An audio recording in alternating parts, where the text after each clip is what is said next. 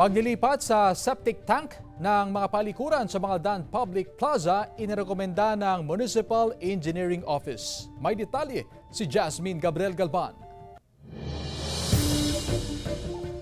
Nagsagawa ng ocular inspection ng Municipal Engineering Office sa septic tank ng palikuran sa Mangaldan Public Plaza para maaksyonan ang pagtagas o pag-apaw ng septic tank lalo na kung marami ang gumagamit.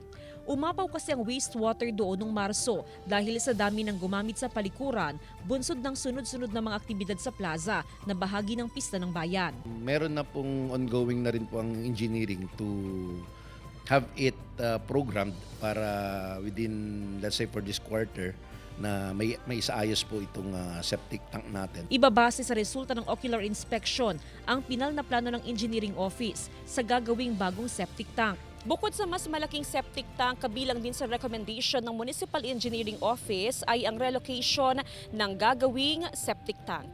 Sa old na septic tank kasi medyo malapit po tayo dun sa pumping stations. Dapat daw magkalayo ang septic tank sa pumping station ng Mangaldan Water District para maiwasan ang posibleng kontaminasyon sa tubig.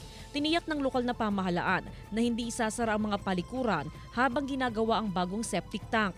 2 palikuran ang ginagamit ng mga pumapasyal sa plaza. Hiling ng mga otoridad sa publiko na maging responsable sa paggamit ng palikuran at panatilihin ang kalinisan sa lugar. Kasama si Ron Alister Taniedo, Jasmine Gabriel Galban, One North Central Luzon.